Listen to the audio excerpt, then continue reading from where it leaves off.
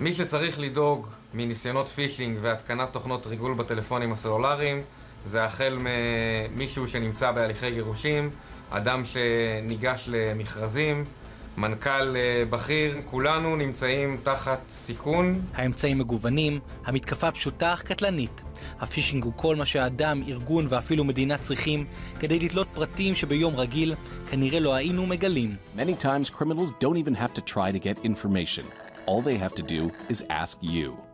It's called phishing. פישינג זה שם כולל לשלל שיטות שהמטרה שלהן זה לגרום לנו או להוריד קובץ למחשב שהוא קובץ זדוני שבאמצעותו אפשר יהיה לפרוץ למחשב וכמובן לטלפון הסלולרי. הרבה פעמים התוקפים חזות למישהו שאנחנו מכירים, לאיזשהו חבר או לאיזושהי חברה שאנחנו מנויים אליה, כמו אמזון, כמו אפילו לינקים בפייסבוק מזויפים. שלחתי לך בעצם מסרון לוואטסאפ, שלמעשה דרך המסרון הזה אני פורץ לך למכשיר ברגע שאתה לוחץ על הלינק הבא.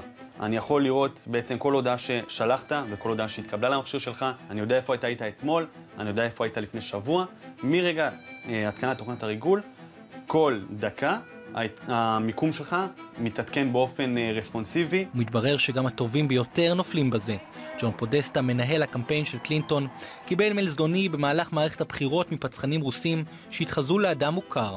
בלי לשים לב יותר מדי לתוכנו, הוא פתח את הקובץ המצורף, הוריד את התוכנה וגרם לעשרות אלפי מיילים חשאיים לדלוף החוצה.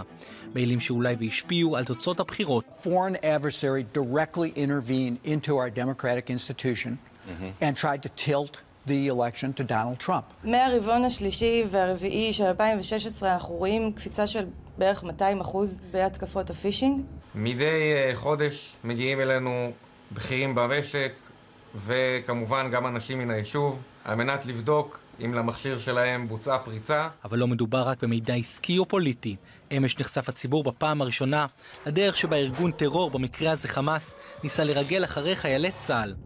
פתח חשבון פייסבוק פיקטיבי של נערת פיתוי שגרמה לחיילים להוריד תוכנה ופשוט התחיל לרגל. אז היכולת שלהם משתלט לי על הפלאפון. כל מקום, הם יכלו לראות בדיוק מה אני עושה, לאן אני הולך, עם מי אני מדבר הרבה, מי המפקדים שלי. יכולים לדעת צירי תנועה מסוימים, להכיר את הגזרה, להשתמש במצלמה שלך כדי לראות. אז איך מתגוננים? האמת אין דרך של ממש. בעיקר צריך להיזהר. קודם כל, לבדוק מול מי אתה עומד. אם זה באימייל, אז להסתכל על הכתובת אימייל, להסתכל שהשם שלך רשום שם, ולא איזשהו שם גנרי של לקוח יקר. אם זה בפייסבוק, אז לוודא שבן אדם שמציע לך חברות, יש לו פרופיל אמיתי ולא פרופיל מזויף. יש סימנים טכניים שיכולים להעיד על הימצאות של תוכנת ריגול או פריצה במחשב או בטלפון הסלולרי, אבל בדרך כלל, תוכנות טובות לא יעידו באמצעים טכניים על כך שהם הותקנו. רוב המכשירים הסלולריים, איפוס של המכשיר יביא למחיקת התוכנה, אבל רק זריקה של המכשיר למעמקי הים היא זאת שתבטיח את זה שלא עוקבים אחריך. עוד במאה ה-16 נקבע שידע זה כוח. במאה שלנו, המאה ה-21, האמירה הזאת רק התחזקה וצבירת הידע נהייתה קלה יותר. ההאקרים מנסים לפרוץ, אנחנו מנסים להתגונן. זה בשביל לא מעט מאיתנו מעגל החיים.